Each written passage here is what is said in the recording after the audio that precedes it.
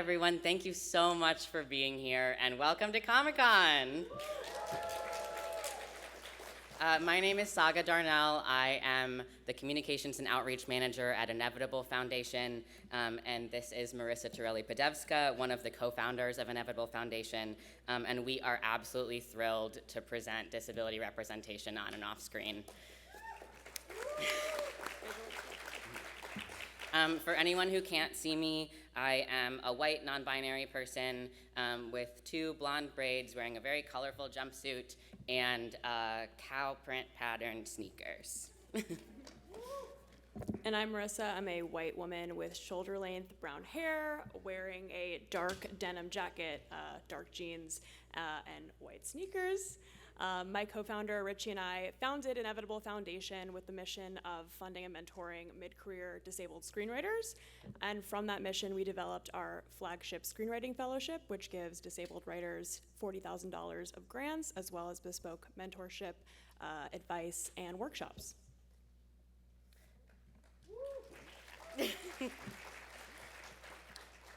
Inevitable Foundation's first advocacy initiative is the Disability is Diversity campaign, which is an international billboard campaign, and as far as we know, the first ad campaign ever to be created by an all-disabled team.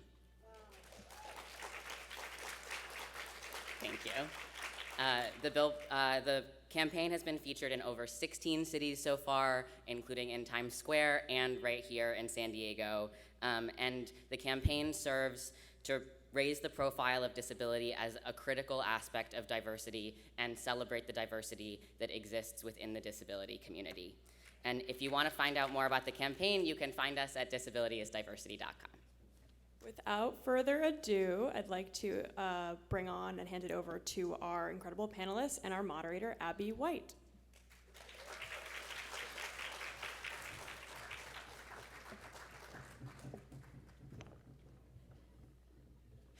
Hello, everyone. Thank you for being here this morning. I'm so happy to see you. My name is Abby White. I am an associate editor with The Hollywood Reporter. I am a black, non-binary, red-haired individual who was wearing a, thank you, whoever wooed, wearing a white and black dress, and hidden under this table is some sneakers. I would like to welcome our panelists all to the stage and then introduce them individually. So if everyone can please step up. You can clap, feel free. Encourage them.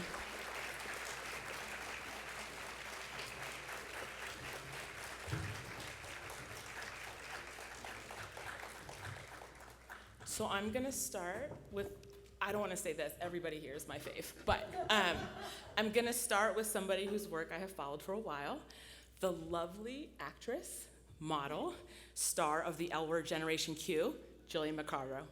Hi. Next, a true industry groundbreaker and the creator and writer of This Close, co-creator, I should say, Josh Feldman.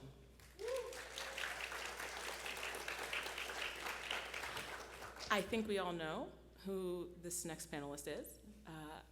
Lauren Ridloff, Macari, Connie, the iconic actress.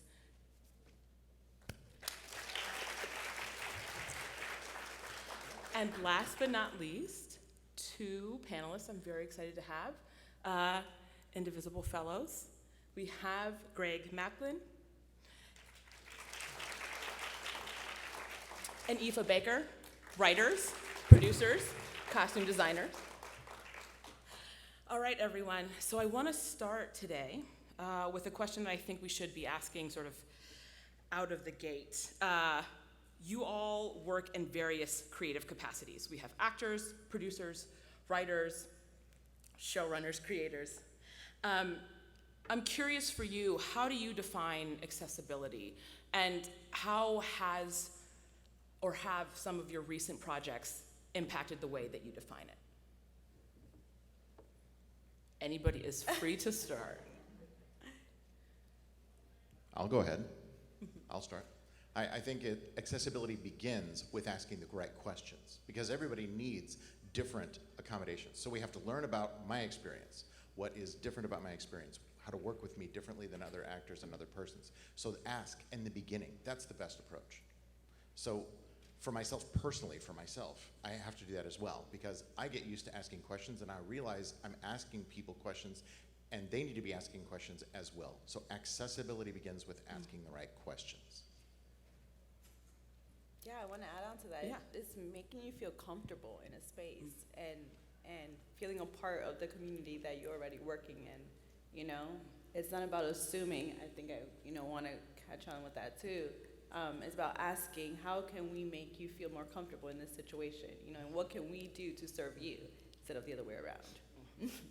Yeah.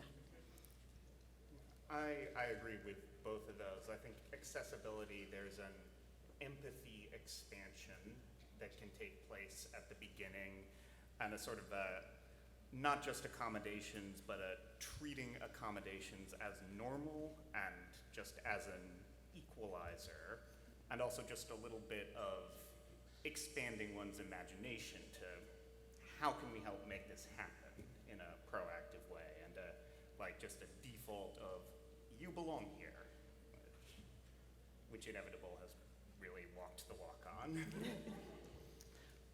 Lauren, I think you wanted to go? Yes, yes. I feel that accessibility really is a two-way street.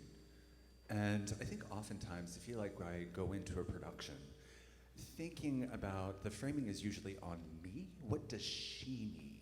But I feel like what also is just as important and powerful is that people within the production start thinking about, what do I need? What do I need to work with this individual who might have a specific need? So my experience thus far has been working on different productions, and oftentimes I think about my accessibility needs, which is great, but then they should do more than just that. What about you? What about them? They don't know the first thing about working with a deaf person who uses sign language to communicate. So what do you need? I think that is just an important thing to keep in mind. Accessibility is a two-way street. Yeah. Yeah? Okay. So I'm curious, I'm thinking about this sort of in the context of you, Josh, having created your own show, sort of being able to run the space that you work in. Lauren, Jillian, I know I've talked to you both about your projects and the experiences that you've sort of had on set. What in all of your experiences are sort of the most accessible projects that you've had to work on? Jillian, do you want to start? Oh, God. Okay. I think the work that I'm currently on the L Word, I know it's not supposed to be like a surprise to find a ramp available when you're on set. I mean, that's like minimal work, but it's really nice to come to work and know that my trailer is accessible without asking for a trailer that's accessible and not like a back room in the back somewhere. To know that like, you know, I have time to like use the restroom longer than my other cast members, and that's already, that's okay. So like little things like that are like a duh, but for some reason they're not, because of lack of communication and representation and just like working with someone who's like myself in the entertainment industry. So yeah, I would say my current work now. Josh? Well, I would say naturally my role as a producer is making things accessible from day one, so that everybody on the crew, everybody who is going to be around the people who are deaf, know that I have an interpreter all the time. So we did things like each day we do a call sheet for the day, and right there on the assignment is our film crew. The members are learning sign language.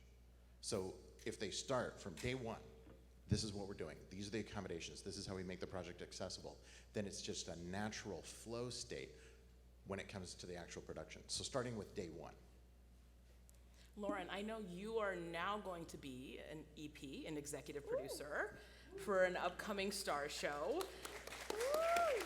We also know from our conversations in the past that you had a big role in shaping your experience on The Eternals. So I'm curious from a perspective of both an actress and now an EP, what your answer is.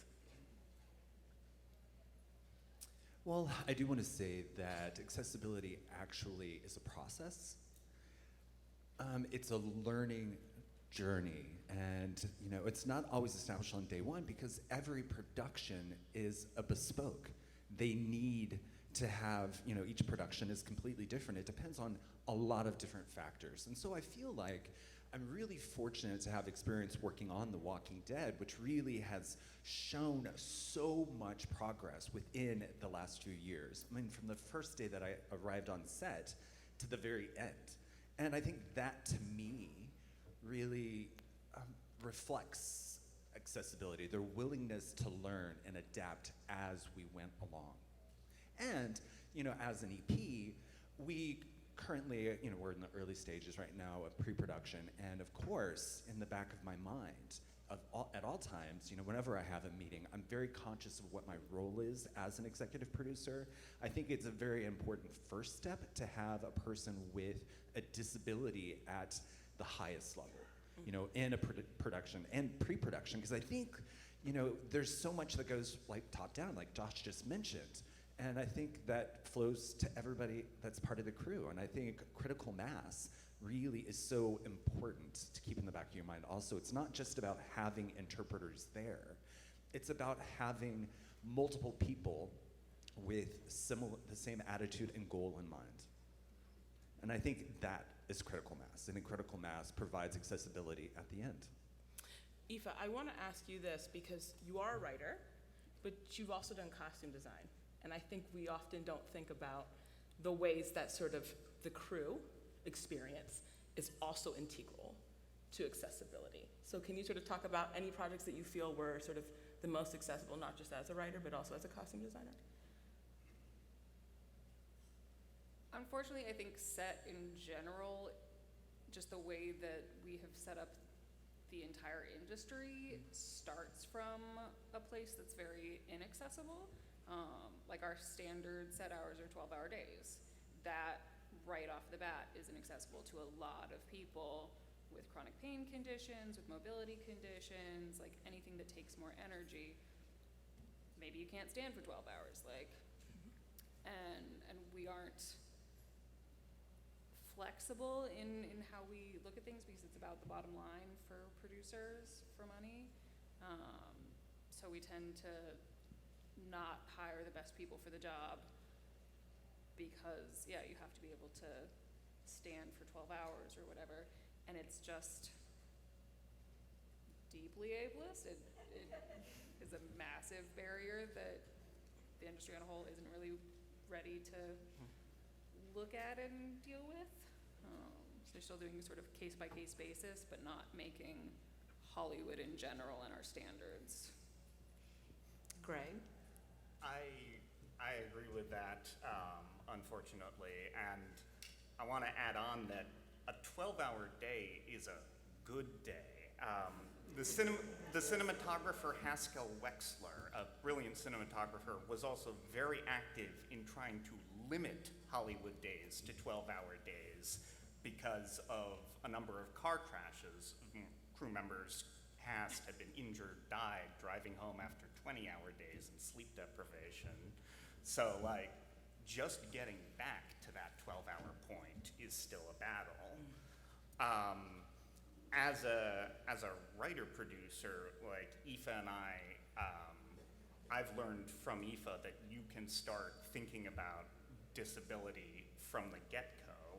One of the sci-fi scripts we're working on, Aoife came in telling me, and one of the main characters is a wheelchair user who is also queen bee, very mean to a lot of characters, but protective of her friends. And it's like, okay, that's in there from the get-go. So this is someone who is not defined by their disability, but just has it as a matter of course in the future in space.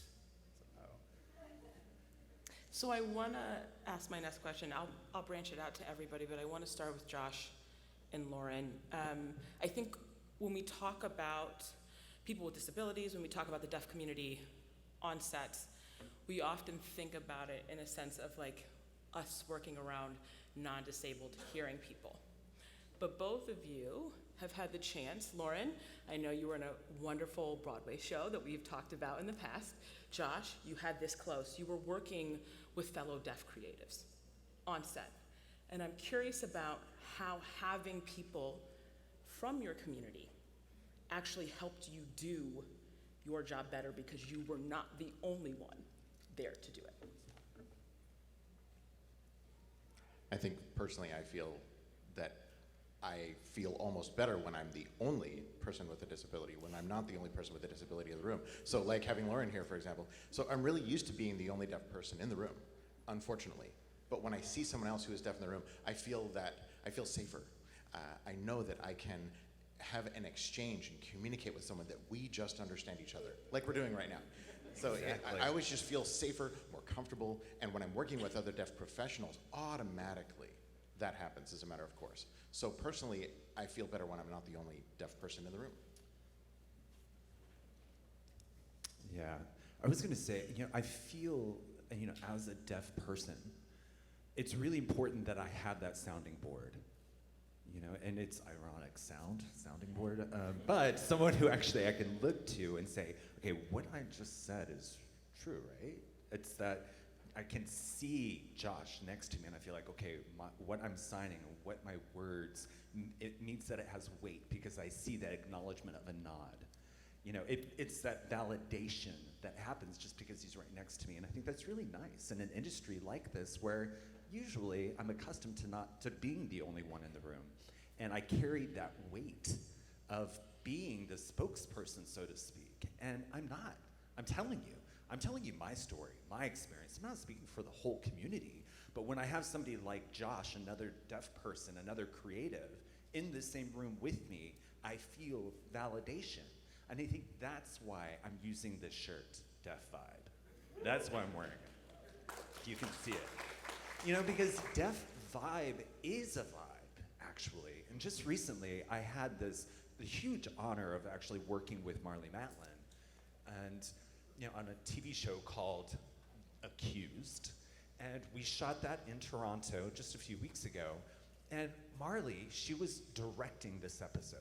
This is her first directorial experience. This was her debut, and I have to say, even though I was there for a very brief time, for that one episode, I was so inspired, and I felt, again, validated and seeing a deaf person taking the helm of a show.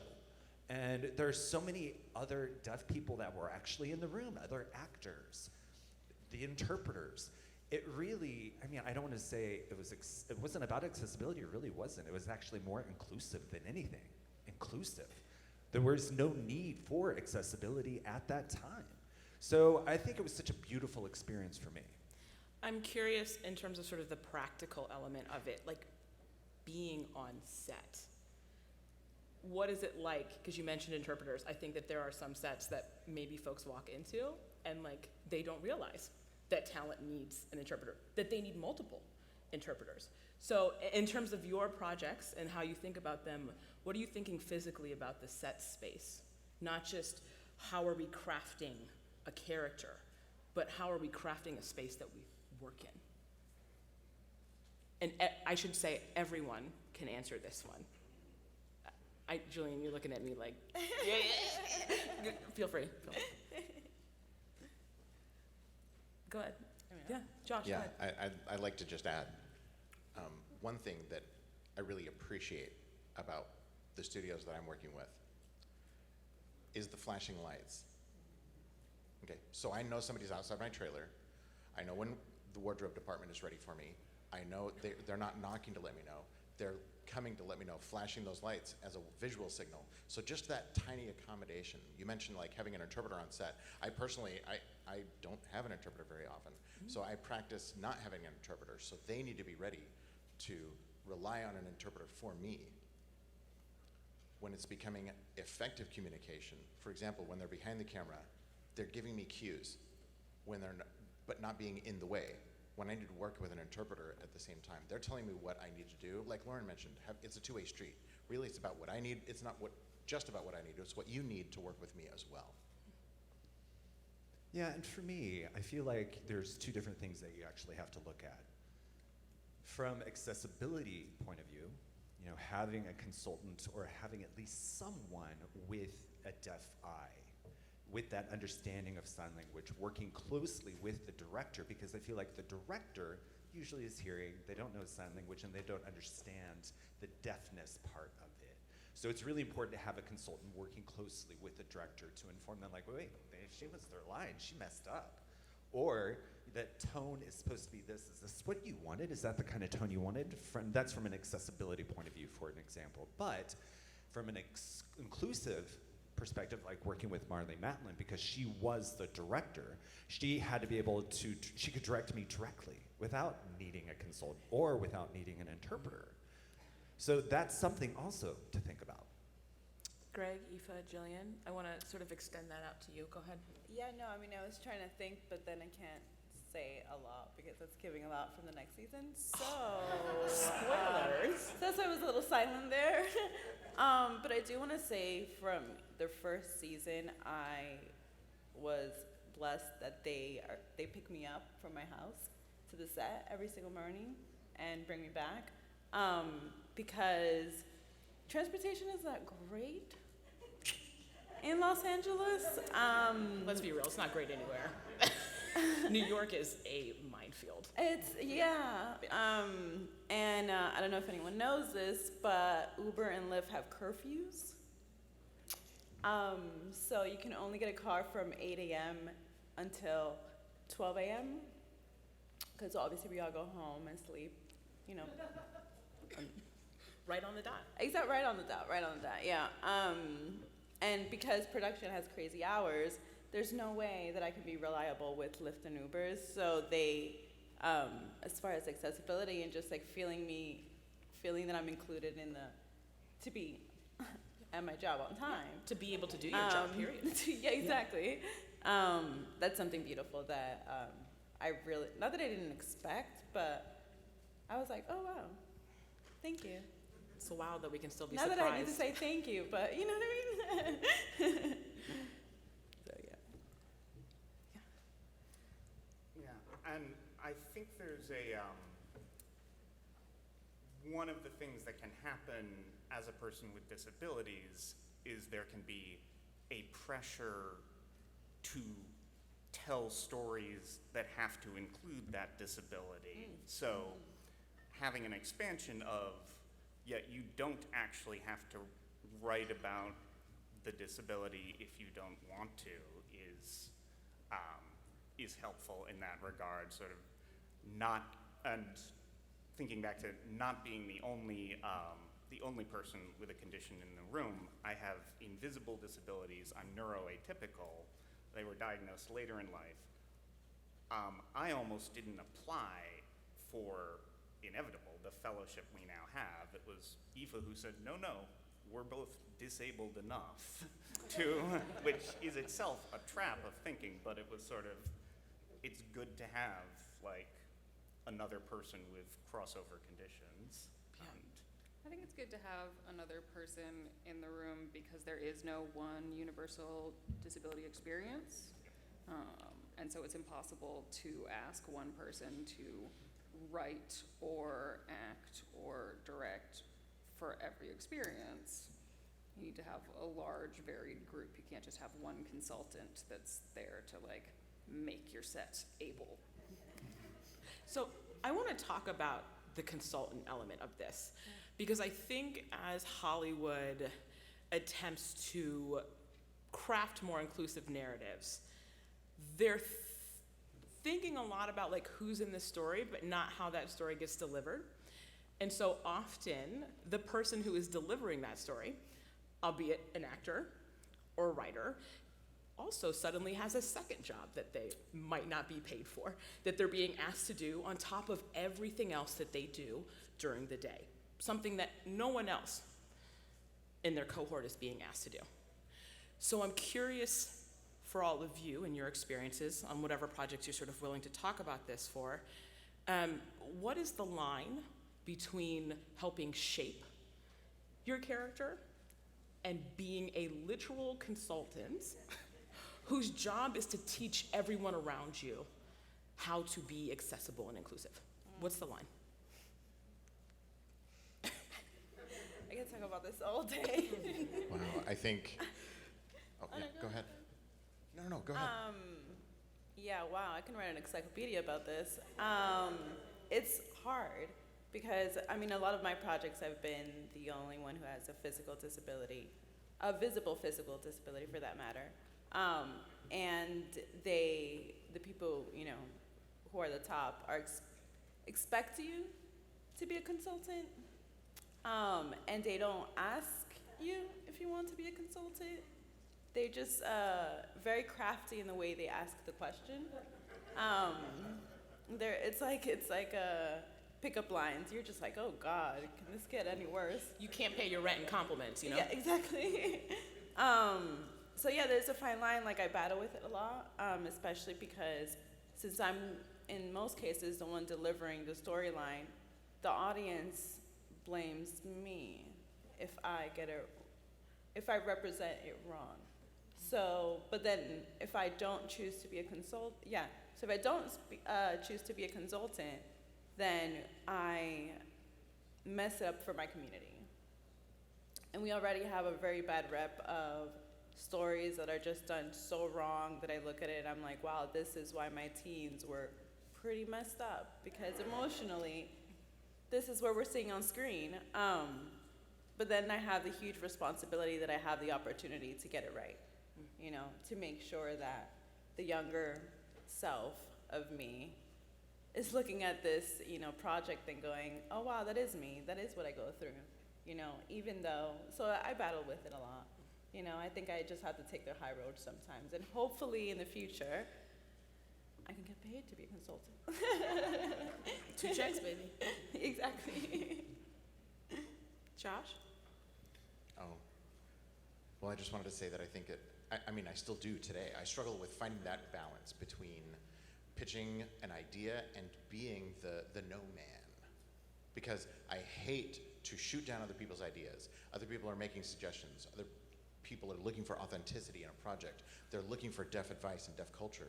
But always, we're trying to do it in a nice, friendly way, with a smile on my face, trying to be more, I feel like it's more important to find common ground sometimes than to make an issue out of everything. So maybe it's like a last stand between a script and what the actor's going to be doing on screen. And I don't want to put that much responsibility on the actor, even if it's a deaf actor, to be on set, to have to explain to the EP, to have to explain to the AP exactly what's going on and how it's going to work, to add to their load on set. So I am often trying to mitigate and advocate for the actors in the writer's room, because I know if I don't say something, then it's going to fall into the actor. And maybe they're not comfortable enough to say something to the director. But hopefully, my experience, when I'm making the decision, when I'm trying to think far enough ahead as possible in the writer's room, on the script, to what's gonna happen on set, what's gonna happen on screen, what's gonna happen later. And I feel responsibility to be that no man sometimes. Yeah, I have so much to say. Let's see. I don't want to take up everybody's time. I want to respect everybody's time here, but wow. Okay. Yeah, going back to actually what Jillian was saying, as an actor, first of all, I am always grateful to be here, to be sitting at the table. I can't believe that I have claimed this space in Hollywood. I mean, wow. And for that, I'm grateful. But at the same time, there's so much work that has to be done, and oftentimes, you know, I've been feeling afraid of the idea of giving some kind of feedback will be perceived as critical or bite the hand that feeds me, so to speak. And I imagine all of us feel the same. You know, you feel a little uncomfortable because you want to say something, like Josh being the no man. You know, you have to add that smile on your face when you give feedback, and it really takes up energy. So it's this really funny line that you tend to tread, because I feel thankful and frustrated, like, hello, so much work has to be done. But I have learned the important thing from my experience just being on the Eternals. I mean, some of you know, I have a lot of intersectionality of identities. I'm Black, I'm Mexican, I'm a woman, I'm deaf. So those identities truly are very intersectional. There's a lot of intersectionality in that, and how do I advocate for myself on behalf of that? As a deaf person, as a person with a disability, you know, when I'm on set up on the Eternals, I struggled with my hair, to be honest. It was hard. People that were hired to do my hair, they were great people. I mean, it took them a lot of time to do my hair, almost 6 hours in total. So with some of my interaction with some of the other cast members who had specific needs also, one actually, you know, had African hair, also had black hair, and he made the ask. He made the demand, and they delivered. They brought somebody in for his hair. They flew in people for his haircut, and through that I was like, wait, I could have done the same thing. I could have asked for a specific hair person, like, hey, bring somebody else in. I love you, but you're great. Bring in somebody who can actually do my hair in 25 minutes. You know, later I found somebody who could actually do my hair in 25 minutes. The same hairstyle in 25 minutes, not 6 hours. So with that experience, I realized the same thing for myself as a deaf person. Just ask. You know, the bottom line at the end of the day, what's most important to remember here is that you hired me to do a job. You want me to deliver? Give me what I need. Just like Josh mentioned before, you know, meet me someplace where I can deliver and do my work. So I feel that, thanks to my intersectionality, I've actually learned important things about actually bringing all these things onto your shoulders, consulting, asking for advice, all at the same time. You know, I guess even as a consultant, you know, you have to draw the line and say, no, that's not my job. I was hired to do one job, and that's to act. Bring in another person to all the things you're asking me to do. Yeah, hire. Oh. Do you want to add? Yeah, it's tricky because, as Lauren said, we're just grateful to be here, and as people who are, you know, launching into the industry, we've been meeting a lot of cool and disability-friendly people, but it's also like you don't want to be a bother starting out, and you don't want to ask for too much and have that be a strike against you. You don't want to be branded as difficult. Yes. That's a Hollywood blacklist. And then there's the flip side for invisible disabilities of disclosure. Like, I have multiple neuroatypicalities. One of them is ADHD. I'm very comfortable talking about that one. I'm not yet fully comfortable talking about one of the others, so it's like, you know, you can pick and choose, but in order to be an advocate to begin with, you have to be at a place of disclosure, and then you know, one can worry about the ramifications of that. So. You all brought up asking, which I think is an interesting thing, because I don't always think we know who to ask. And as someone who has had to ask, I have found myself in positions where the answer is yes, let's get it to you immediately. And others, no, we don't have the resources for that. So I'm curious, in your experiences, whether or not you feel like, having worked on very big budget Marvel things, lovely beloved Sundance TV budgets, whether it is the money or the person, the creative team, that really shapes whether you can get what you need on a project. It's the person. It's always, because somebody has to make that decision, and it's about what they value and how much they value it. They'll decide if they're going to allocate that money to this problem or to a different problem. And so if they value inclusion, then that's a great spend that they're happy to put the money towards. And some of them don't and won't. Who is that person? You don't have to name names, just titles. So bottom line, it's usually the line producer. They're the person who's in charge for the budget for the production. And so they have to make sure that all of the money is going to balance out in the end. They can be somewhat overpowered by an executive producer or a director if you get somebody in your corner who will push for you, but it is going to have to go through the line producer. Yeah. And really, I just want to say, honestly, unfortunately, the reality is it's expensive to make disability accommodations. You have to find the right accommodation, but at the same time, the burden is not on us. We do not pay for our own accommodations. It's a general public population that has to meet these specific accommodations. Make the accommodation specific to the person. Make sure it's clear what accommodations we need. For an interpreter, even if it's just a general meeting, I'm talking about I need to know what things are happening and it needs to be clear. I need an interpreter for you and me to be able to move forward in this project. So do I have to have that hard conversation? Yes. And a lot of it does come down to the budget. And so that's gonna come down to the individual. To have an interpreter all the time. To have that conversation quickly, get it out of the way. And then it's not something I have to be sorry about because you hired me. This is what the accommodations I need. Obviously, often I find that this is how it has to happen.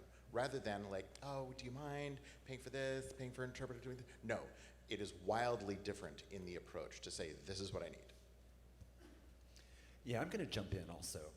Then again, this is why it is so important to have people with disabilities at the very beginning of the production, pre-production. When you have an idea, you need to have somebody there advocating for accessibility when it comes to interpreters. Somebody who, you know, knows the things that we need, and then it's not expensive. If you have it in the foresight, if you plan ahead, it's not expensive. It's not a surprise. The issue is, thus far, things, you know, the way productions and the way it's planned, it's usually after the fact, after the budget's already been allocated and developed. They're like, oh, wait, we need these other things? Then it becomes a big problem. Yeah, I just also Yeah, want to advocate. I agree with John. To your point, Lauren, about somebody having a hairdresser flown in. People are spending money, so they can spend money for you to do your job. That's my commentary. Exactly. So one of the things that I'm really proud of with this panel is how much it represents the diversity of the deaf and disabled community.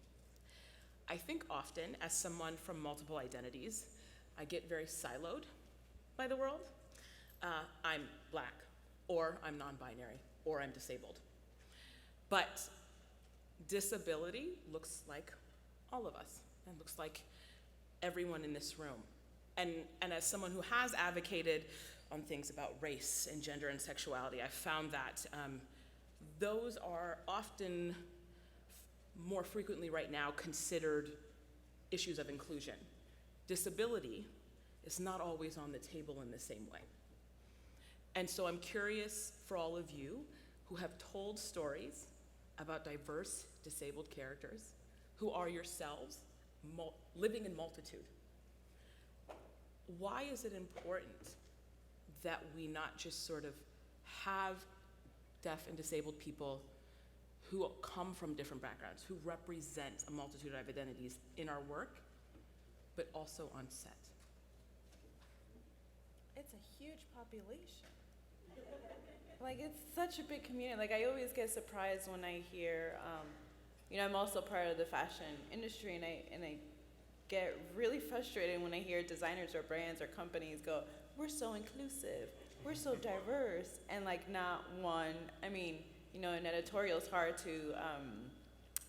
to show invisible disabilities, but physical ones, there's never a physical person representing in campaigns and stuff like that, but yet they claim to be inclusive and diverse and blah, blah, blah. And that shocks me all the time because we're like 1 out of 5. It's a lot of people that you are not communicating with and you are not representing, and yet we act like we don't exist. So it's more of a comment of confusion. I just want to sort of elaborate too. I think I'm really curious about why it has to be treated disability as an identity has to be treated with as much care.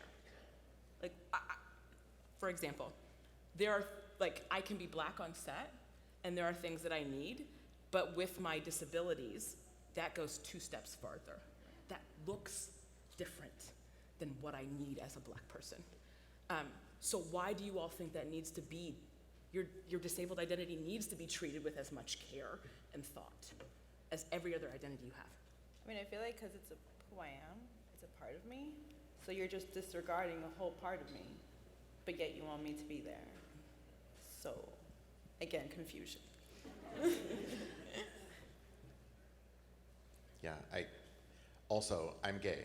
And so one of my biggest worries is that when there's a show and when I'm getting through the table read and how much I can get through the table read as a gay person, and if this storyline is approvable by a gay perspective, so I have this balance and I'm trying to do this balancing act, and I really shouldn't have anything to worry about. But you're right, often I feel like I have to move one step further beyond what would otherwise be necessary, because I don't have just one identity.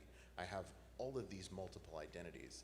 It's like a byproduct of who we are and how we feel in that room is our identity. And we are our identity all the time. I'm deaf and gay all the time, that's it. But I'm learning how to make sure all of these different parts of my identity are identified at the same time. So it's a learning experience. Every day, I'm getting better at it, showing up as myself. And I think to call back to what Aoife said earlier, everybody's disability manifests differently. So it is definitely a part of each one of our identities, but those pieces can be very, very different, even with the same condition. So it's vital to sort of make that space so that we can step up and claim, yes, these are my conditions and contributions and needs, and everybody else on the panel will have different contributions and needs. So just sort of making that space is essential. I think that there's also a domino effect. What we put on screen does actually affect people's daily lives in a lot of ways. There are people who maybe haven't met a deaf person in their life, but if they see someone on screen, then they can learn something, be slightly more aware. For people who have disabilities that they have not yet been diagnosed with, sometimes seeing somebody on screen who is having the same symptoms as them helps them get an earlier diagnosis, helps them stop and think and ask their doctor, like, do you think that this might be something? For people who have like POTS and EDS, where it's just not ever shown or talked about, it's a very weird thing when it starts happening to somebody and they don't know what's happening. If we show it on screen and show the wide variety of things, then yeah, people watching at home have a much better idea of what is there and what could be affecting their own lives. Yeah, I wanted to add to what you just said. I completely agree with you. I think that the work that we're doing here, as writers and as producers, actors, it's so important that we work together to normalize disabilities. It's everywhere in real life. We just need more content on TV, on the big screen. I think, growing up, I mean, even now, in general, when you actually see a deaf character on the screen, or when I actually knew there was a movie coming out that involved a deaf person, I just sat forward and just like, wait, what are they gonna teach? What are they gonna teach the viewers? And I looked at it with that mindset. I didn't look for entertainment, and we need so much more content to show how diverse people with disabilities are. Our disabilities themselves are so diverse, and the more content that's out there on the screen, the better. And I think finally, then we can just sit back and enjoy and not worry about what people are going to assume, that everybody is gonna be the same. All right, that is our panel. I want to thank all of you for being here and sharing your experiences, your stories. thank all of you for coming. Yes. Thank you for coming. Great seeing you. And before we go, just because I failed to do my job, I'm hoping that all of you can say your names and give a visual description, just so we have it for folks who will be watching this panel later. Jillian, feel free to start. Hi, I am Jillian Mercado. I have long black hair, a graphic T-shirt, Guns N' Roses specifically, a bunch of rings, and I am a Dominican, Latina, queer, disabled individual.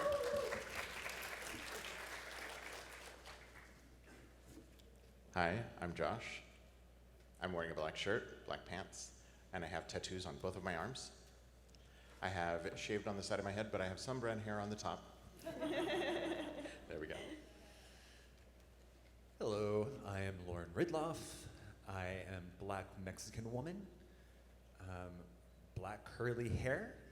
It's up in a ponytail. I have some fringe, and I'm wearing a white blazer with a T-shirt that says Deaf Vibes in gold letter.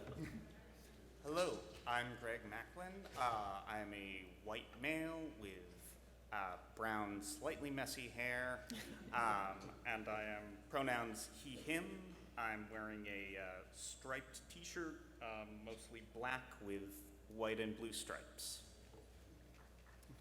My name is Aoife Baker. I am a non-binary person with a white non-binary person with a bleached buzz cut, bisexual nose ring, navy blue suit, and Aurora Storm from the X-Men Jen Bartel t-shirt. Thank you all so much again. Thank you. Yay, thank you all, thank you all.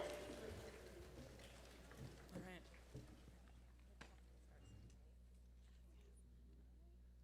Now you gotta tell me. You better keep this.